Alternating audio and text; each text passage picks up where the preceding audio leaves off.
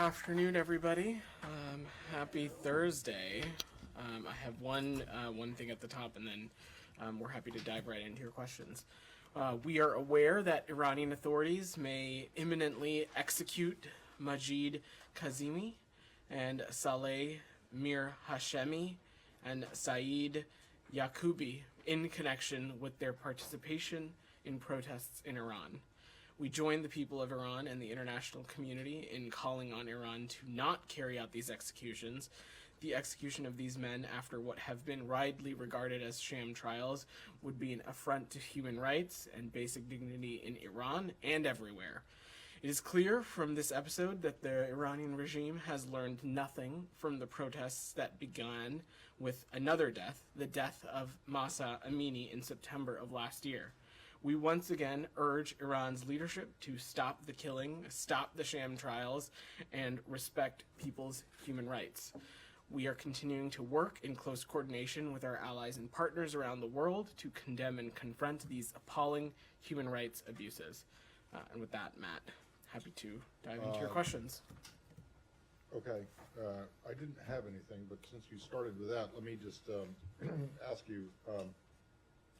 These are the same cases that Special Envoy Malley tweeted about earlier. Correct. Today. Correct. Yeah. Does that mean that he's now back?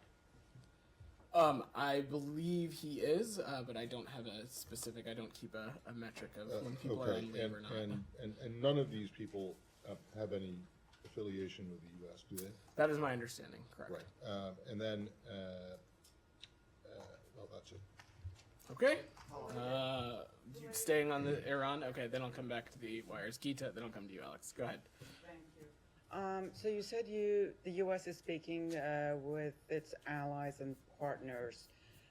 Are they of the same view, and do you expect them to condemn these, executions or possible executions? I'm not going to speak for our allies and partners, Gita, but when it comes to confronting the challenge of the Iranian regime and its egregious human rights abuses, its continued support for Russia in the war in Ukraine, its provision of arms to proxies in the Middle East, there is convergence between the United States and our allies and partners in confronting the challenge faced by the Iranian regime. And so when it comes to holding them accountable, we'll continue to do so. We'll continue to do so via coordinating with our allies and partners. So on a related topic, about the prescription of the IRGC as a terrorist organization, Iranians inside and outside the country have started a campaign long ago about trying to convince the UK government to do so. Even one Iranian British citizen has been on a hunger strike for about 2 months at least. Yes, a couple of days ago you were asked whether what you think if the U.S. has been talking to the U.K. about this. You said that it's a sovereign decision, yes, but at the same time, you have repeatedly said, excuse me, that just like now, that the U.S. does speak with its allies, and so what has the U.S. government been saying in this regard to the UK government? Sure. So on this, let me just say we, of course, support putting more pressure on the IRGC to cease its destabilizing activities and involvement in human rights abuses. It is, of course, up to each country or up to blocks of countries to determine what action is applicable under their own various legal authorities and what's, of course, in their own interest. And as you know, we've applauded the EU and the UK's recent designations of IRGC officials and entities for their involvement in not just human rights abuses, but of course the transfer of UAVs to Russia that Russia has since used to target Ukraine's critical infrastructure and kill Ukrainian citizens. Our viewpoint on this has been quite clear. Our position on the IRGC is that we've designated them a foreign terrorist organization, and they are subject to more U.S. sanctions than perhaps any other entity on the planet. And so when it comes to continuing to hold the Iranian regime, including the IRGC, accountable, we'll continue to coordinate and work closely with our allies and partners in doing so. And so those reports about the U.S. lobbying for the U.K. not to do it, when you actually say that you do support, IRGC being under pressure, we of course support putting more pressure on the IRGC, and it is up to each country and each block of country to determine what way to go about doing that. Alex, go ahead. Just to follow up, thanks so much. Yeah. We're having a hard time understanding why you cannot say on the record that you did not lobby the British government to refrain from recognizing.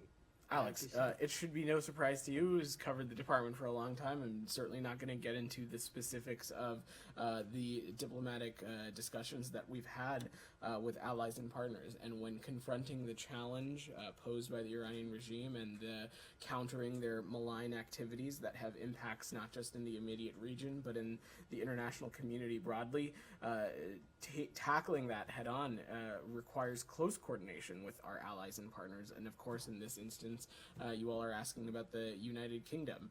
So I'm just not going to get specific about what those discussions are like, other than to reiterate what I've said, is that when it comes to countering Iran's malign influence, there is immense convergence between our allies and partners in holding this brutal regime accountable. And in the case of the IRGC, we of course welcome efforts to put more pressure on them, but the specific way to go about that is up to each individual country and bloc of countries. Thank you. Back to Topper, you said rightfully that the Iranian regime has not learned from the protests.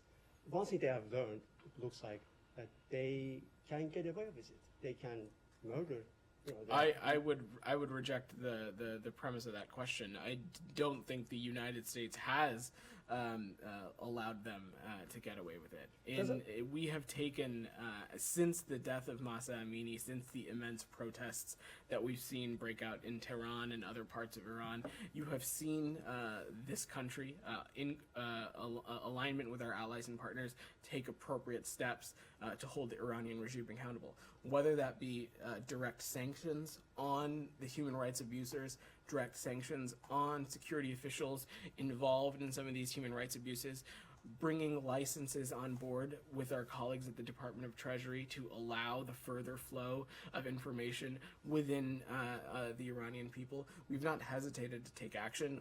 This is action we know is having a direct impact on Iran, both just as it relates to their own country, but also the standing that it has in the international community. So they're not getting away with anything. Thank you. Will that administration sanction Iranian discipline leader for this very action?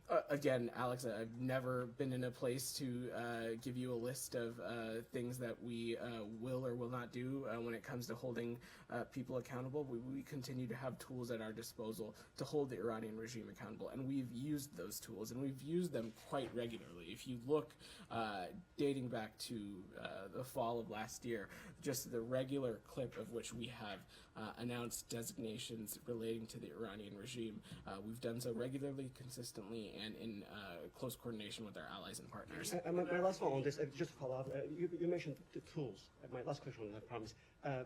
You're probably aware of the Mahsa Act is being considered on the Hill, which will allow the administration to sanction high-ranking Iranian officials. Does the administration support that legislative? Alex, I'm just not going to get into something that is pending legislation that's still being discussed in Congress. Saeed, go ahead. To clarify something that you just said. You said that you have that the Iranian Revolutionary Guard has been. There are more sanctions than any other entity on earth, more so than Russia. I mean, you have like 14,000 sanctions on the Russians. I believe what I said. It is perhaps than any other entity on the planet. I don't keep a sanctions list in my back pocket to cross-reference. I will say though that I feel pretty confident saying that the IRGC is in fact one of the most designated in the world. Of course, the Russian Federation, especially in light of their recent activities over the past year in Ukraine, continues to be something that this administration will continue to take steps to hold accountable as well. Go ahead. The head of the Syrian regime will be walking to a big hall tomorrow in Jeddah at the Arab Summit League. What's your take on that? And especially one of your important allies in the region invited him for the summit, and most likely they are naturalizing the relationship with the regime? So I spoke a little bit about this yesterday, and I will reiterate what I said and what you heard the secretary say. We do not believe that Syria should be affronted re-entry into the Arab League. Of course, we are not a party to the Arab League, so this is a decision for the body to make. And as it relates to normalization, we don't support normalization with the Assad regime, and we don't support our partners doing so. That being said, we have a number of shared objectives as it relates to the Syrian regime. One of those pieces, of course, is bringing home Austin Tice. Another piece of that is ensuring that ISIS does not reemerge and continue to have destabilizing impact in the region.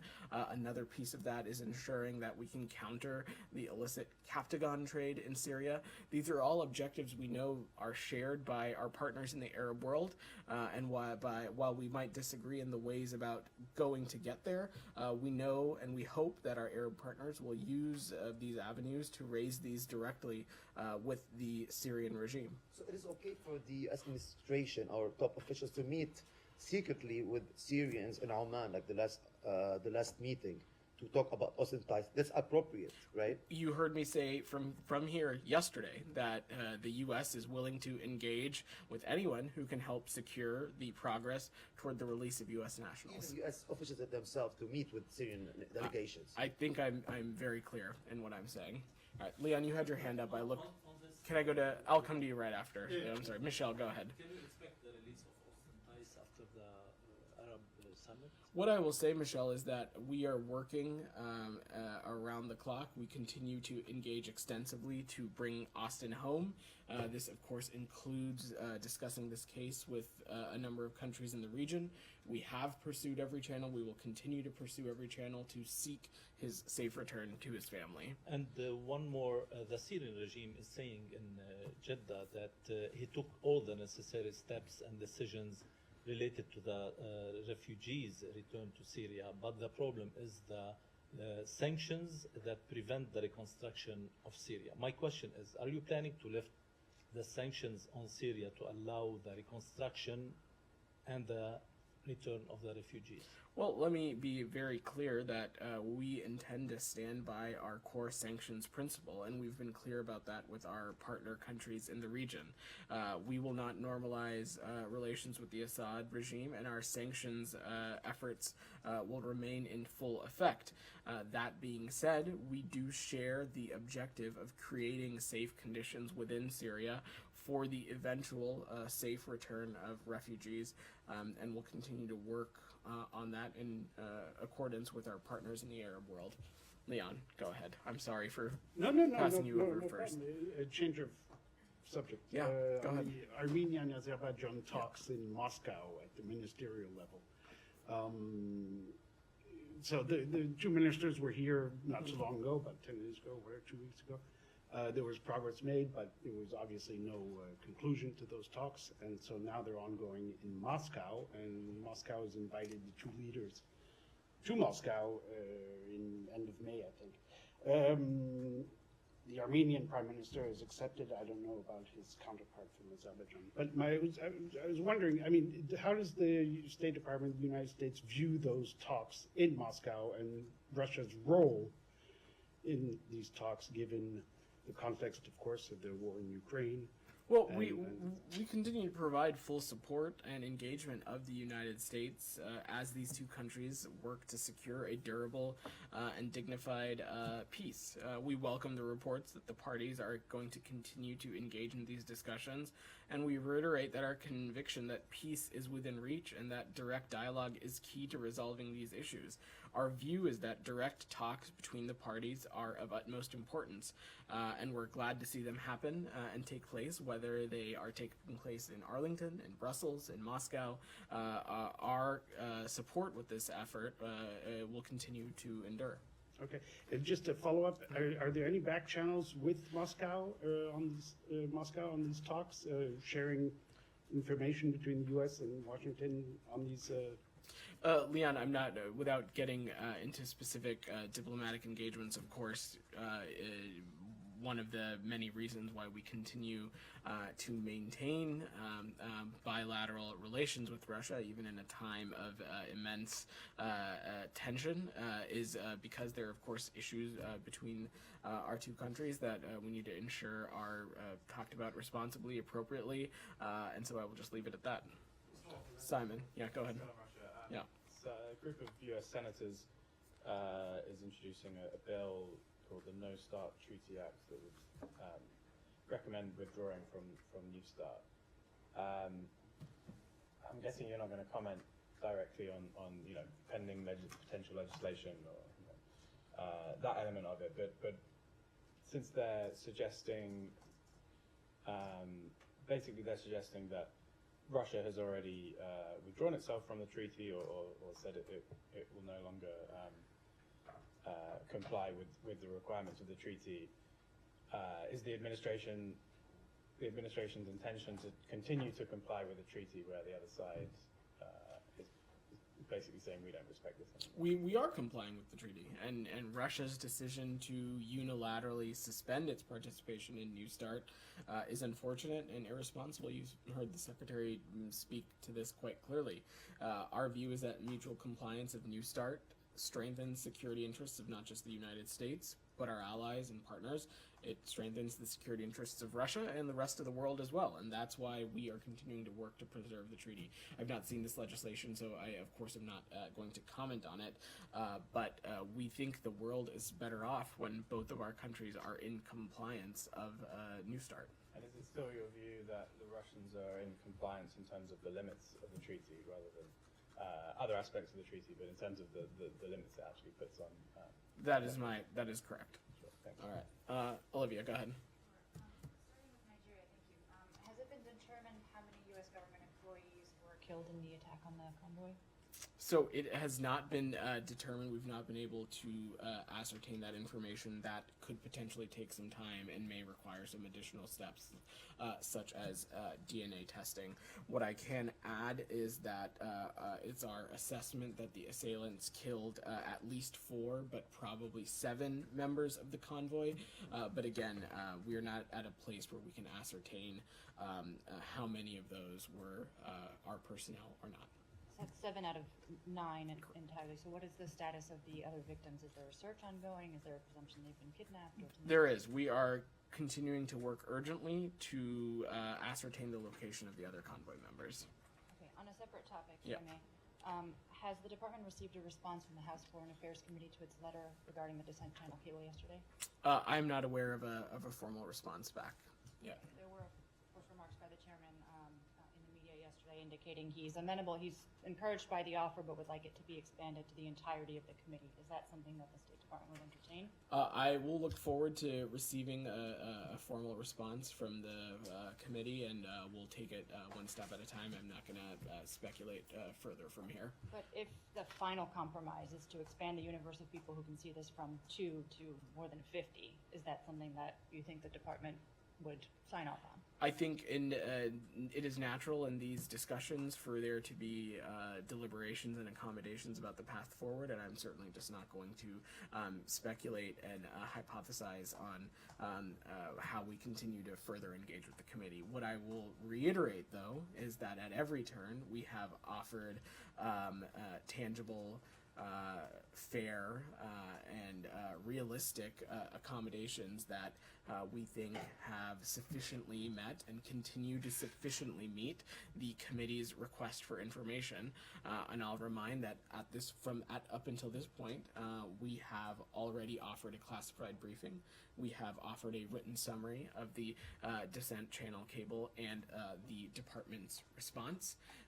And additionally, we have now made the offer that I shared with you all yesterday for Chairman McCall and Ranking Member Meeks to come to the department and view a version of the cable with personal information redacted. So continue to engage with the committee, but I don't want to get ahead of the process. Yeah.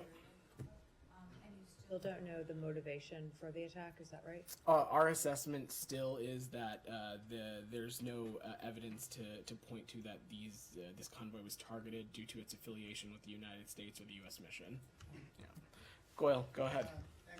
answer two questions, please, one on India and one Pakistan. Sure. As far as the recently released religious report, it is talk of the town in India in the media and also government. The foreign minister is saying that this was a propaganda against India by some groups in the U.S. or outside, which have or has not been properly investigated by the State Department. And what the minister is saying that India is a rule of law and freedom of religion and worship of law and all that like in the U.S.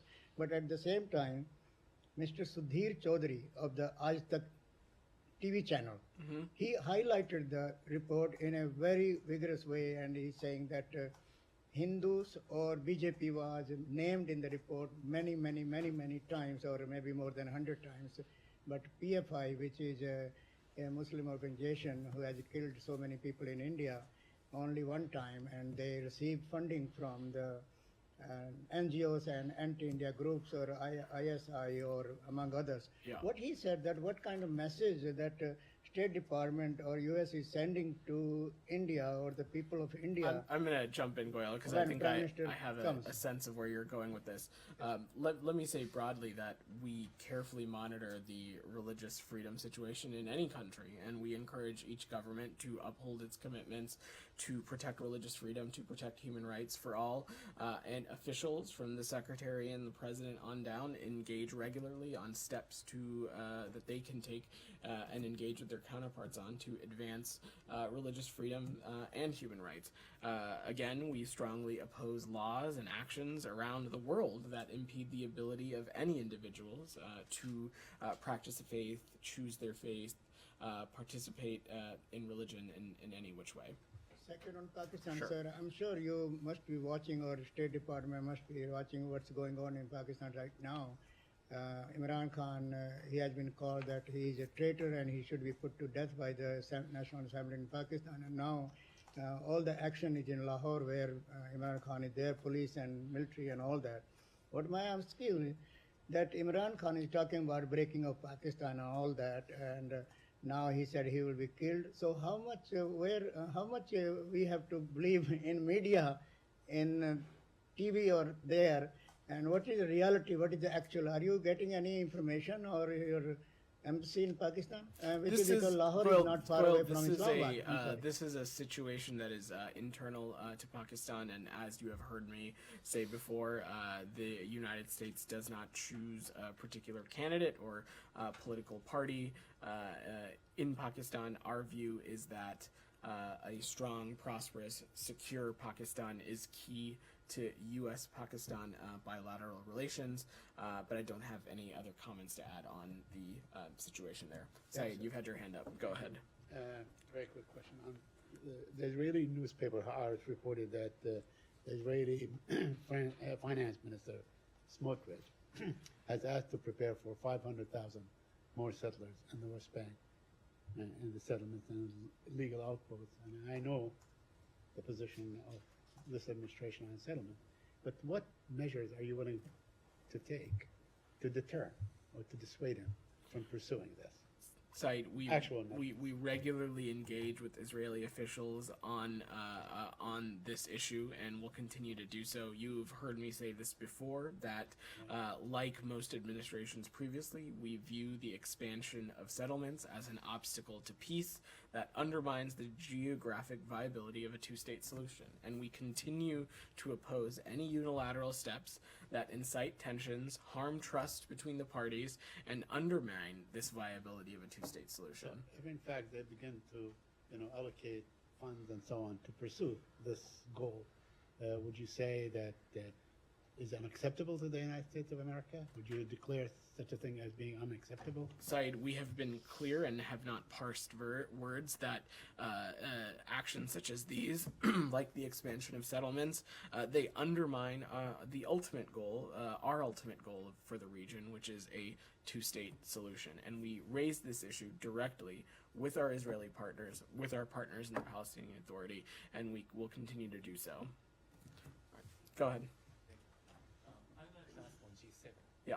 Today, Chinese embassy in Tokyo has delivered grave concern to Japanese government, saying the G7 summit is taking negative posture against China. And at the same time, Chinese Foreign Ministry also criticized United States and Japan that they have responsibility to growing tension in Taiwan Strait.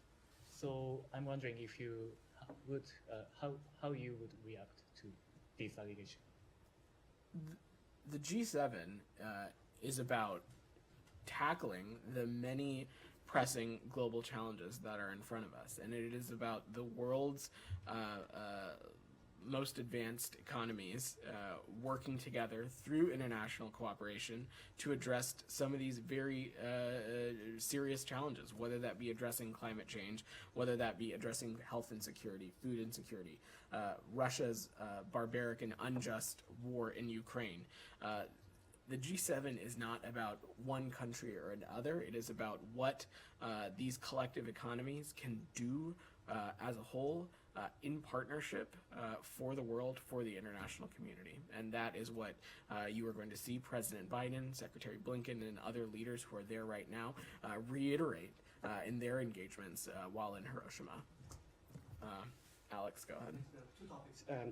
Let me get your reaction quickly to Russia's freezing Finnish embassy's bank accounts in response to what is called unfriendly actions of the West.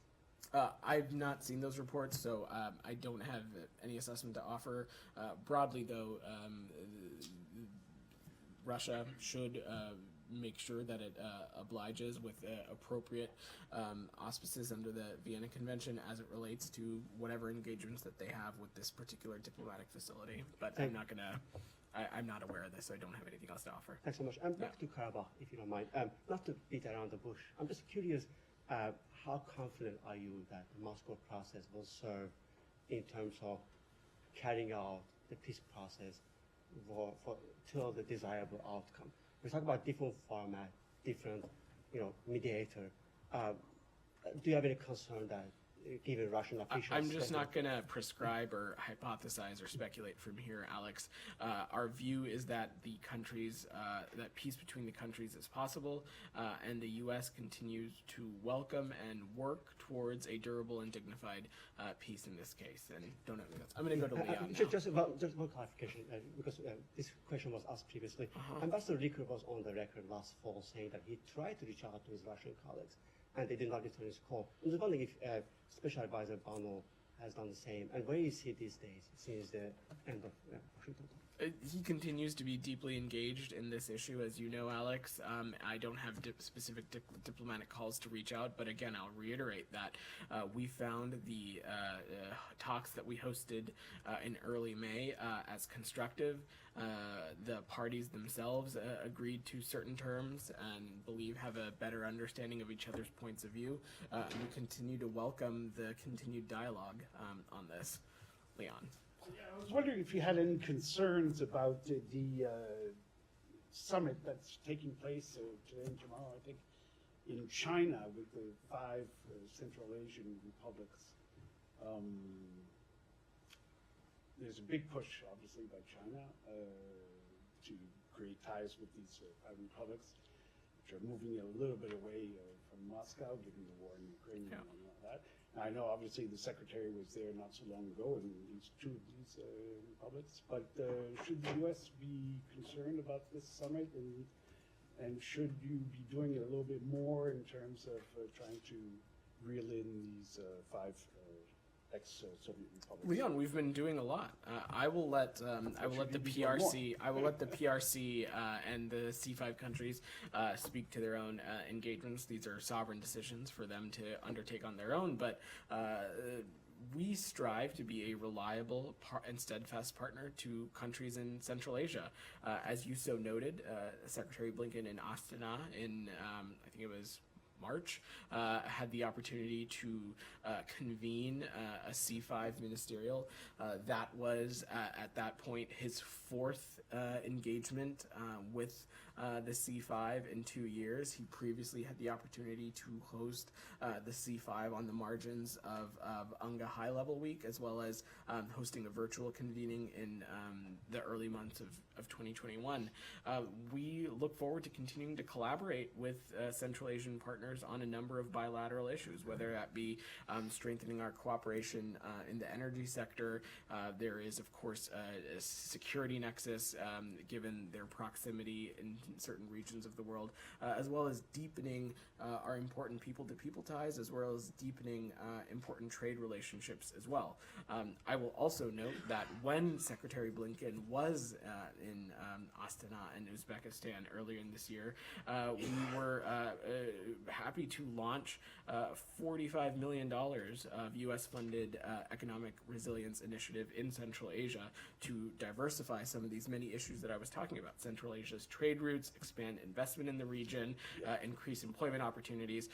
So our engagement with Central Asia continues to be robust. The examples I have given are just from what the Secretary has done, but others in this department continue to be deeply engaged, as does the Secretary. That's what I mean. You said $45 million compared to a lot more money being engaged by China on the Silk Route and things like that. And this is a summit, obviously, at the leaders level.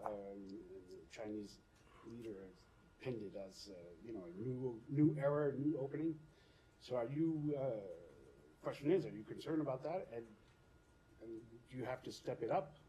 We are very confident about the engagement and the inroads that we continue to make in Central Asia, specifically through the C5, and we look forward to continuing to engage with the region. Simon, go ahead. I wanted to move to the Pacific Islands. Sure. With the Secretary's supposed to be in, or will be in Papua New Guinea. The last couple of days, there have been announcements of that you guys have agreed to renew these Compact of Free Association agreements with Micronesia and now Palau. We believe the Marshall Islands is the outstanding one that you're trying to get agreed. I wonder if you could sort of explain what's the sticking point there? Why haven't you been able to get an agreement with the Marshall Islands so far? And do you think you can get that agreed so that something can be signed when the Secretary is there? I'm certainly not going to get ahead of the Secretary's trip. We, of course, look forward to his trip to the U.S. Pacific Islands Forum in Port Moresby. And as it relates to your question about the COFA, Simon, I'm going to have to check with the team and get back to you, see if we have any additional information for you there. Actually, is the premise of the question correct? I thought all three of them were done, and basically what's waiting is congressional approval for the money. Well, I'll have to double check on that, Simon, and can get back to you. Sure, Saeed. Jeddah Summit. Yeah. In the past, American diplomats participated in these summits. Do we know who's participating? I talked about this last week. I said that Assistant Secretary Molly Fee and Ambassador Godfrey are leading the U.S. delegation to Jeddah, and they continue to be deeply engaged in that process. Are you talking about the air? Are you talking about the Sudan talks? I'm talking about the Jeddah Summit. My apologies. My apologies. My apologies. I know that I will understand. My apologies. I assumed you were talking about the talks relating Sudan.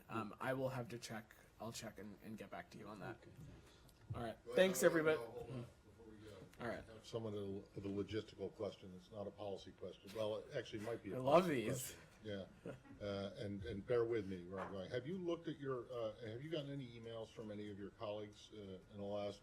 Before you came out here, obviously not while you've been at the podium, but since about noon or so. Why don't you get to your question? And then Have you?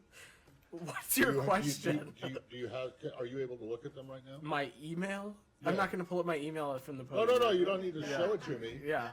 I want to notice. I want to know if you've noticed anything different in the from line where it gives the sender. Matt, this would be a lot better if you would just ask us what your question was. Well, I mean, so you haven't noticed anything? No. Okay, so within the last hour and a half, 2 hours, the State Department's internal email system and I tested this, so I Okay. know that it's true, has added pronouns to people's, not their signature, but to their, from where it says from. Mm-hmm. Okay. So it will say him, he, his, or her, Yeah. or she, hers. Why? This is not an optional thing. This is something that has been just arbitrarily imposed. And I understand that people could have their pronouns attached if they wanted them to a signature before, but this is not something that anyone has a choice about. And so I'm just wondering why and who made this decision. Well, Matt, I have not seen this phenomenon for myself. Okay, well, I have, and I'll show it to you. And as soon is as it we get- just to ask you a question? Is it just for internal State Department? Obviously people when they're not, emailing because out? I tested it. So I got if an you email send from an someone email- in this building, and whereas before it did not have any of these pronouns attached to the sender's name, it now does.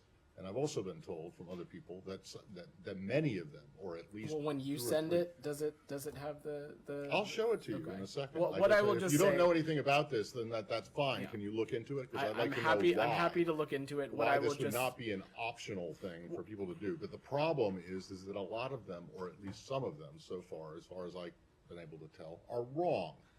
They're giving the wrong pronoun.